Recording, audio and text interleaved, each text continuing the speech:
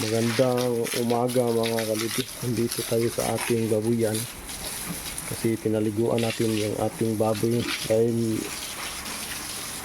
ngayong araw na to sobrang mainit. Hinihingal yung ating mga baboy, kaya liguan natin kasi buntis itong mga baboy natin. Yan, yung dalawa ito buntis to. Tapos ito yung ating dumalaga. Ito yung gagawin natin inahin. Yan, malaki-laki na.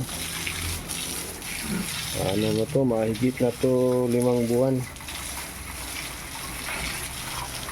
Kunti na lang ang kulang ito. Ilang buwan lang pwede na to natin pahisaan pag pwede natin iay pag naglandi na.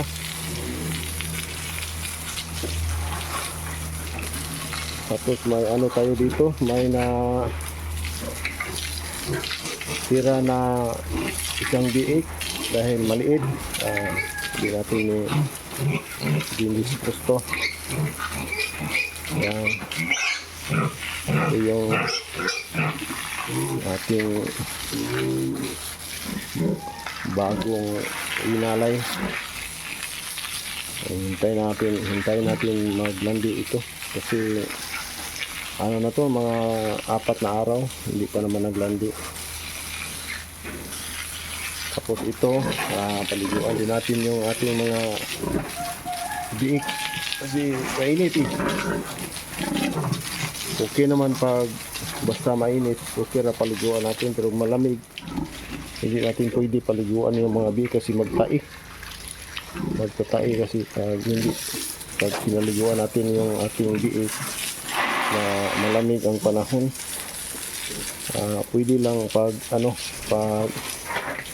mainit, okay ra kung mainit.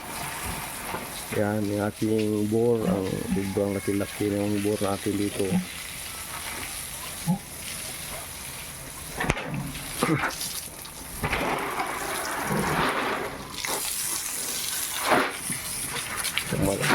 Malapit na ito mawalay kasi na to, 20 plus na to yung edad nila.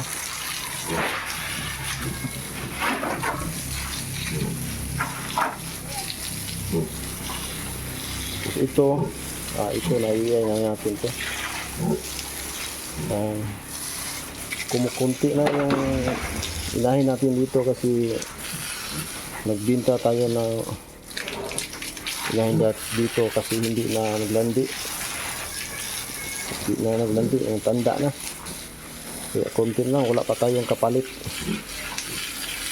Ito, ano pa tayo. Hanap pa tayo ng magandang klase inahin, gagawin inahin. Ito lang muna yung ating baboy na nilalagaan dito.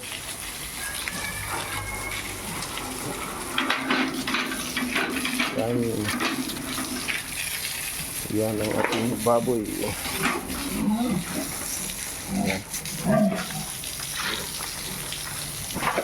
Yung ating tubig dito galing sa spring. May spring kasi na malakas dito. Yan ang sinaksakan ko ng hose papunta dito sa amin. Tapos may tangke naman ako dito malaki. Yan, wala akong problema sa tubig dito pag hindi naputol yung hose. Tuloy yung tubig araw-araw.